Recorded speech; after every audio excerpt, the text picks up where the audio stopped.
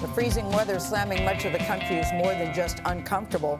It also poses serious health risks. The frigid temperatures can lead to hypothermia, compromise lung function, causing breathing problems, and trigger confusion and other neurological effects. Our Dr. Tara Narula is here with other ways the icy weather can impact your body and how to protect yourself. Tara, good morning. Good morning. We had a funny moment at the top of the show with DeMarco Morgan saying it's cold out here for our brother, but it's cold out here for everybody. I know. Nikki Batiste asked this morning, why do they keep sending us out in the cold for these shots? So, yes. So what's the biggest health concern from where you sit? I think with your doctor hat on. Well, the biggest thing to be aware of is the risk of hypothermia. Yeah. So if your body core temperature falls below 35 degrees Celsius, that's when you're at risk. We have a set temperature that we like to keep, which is about 37 degrees Celsius. And it's really a balance between our heat production through metabolism and what we're losing heat-wise from our skin and from our breathing. And so we try to make heat. So we shiver to generate heat.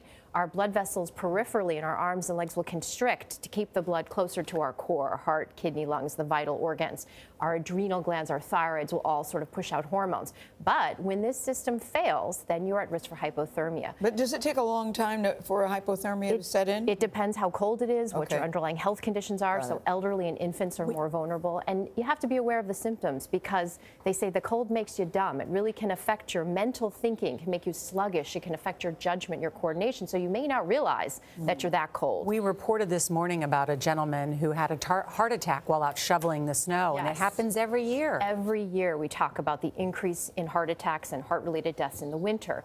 There are a lot of factors that play into this. We know that the blood pressure goes up in the winter. Cholesterol levels can go up. The blood can be more prone to clotting. And as I mentioned before, the blood vessels constrict both peripherally and also they can constrict when they supply, the actual coronary arteries can constrict. So you have a lack of supply and an increase in demand. So what age should you not be out there shoveling snow? So they say that if you have underlying heart disease or risk factors for heart disease, if you're over 55, but the problem with heart disease is that a lot of people don't know they have heart disease. You may have coronary artery disease and blockages and be unaware. You go out, you just start shoveling snow, and that can be an issue. So they suggest warming up, taking frequent breaks, using a small shovel, pushing the snow instead of lifting huge amounts.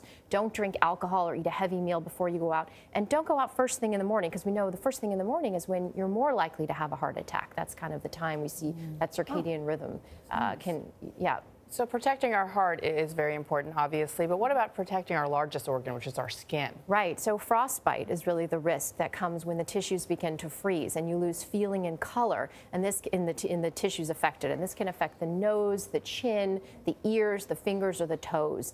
And so you want to keep those covered. They suggest mittens instead of gloves. Those will work better.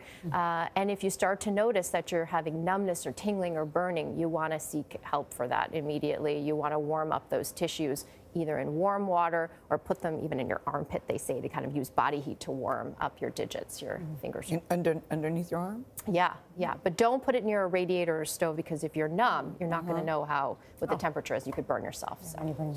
Good information, Tara. Thank you so much. Stay warm. Yes.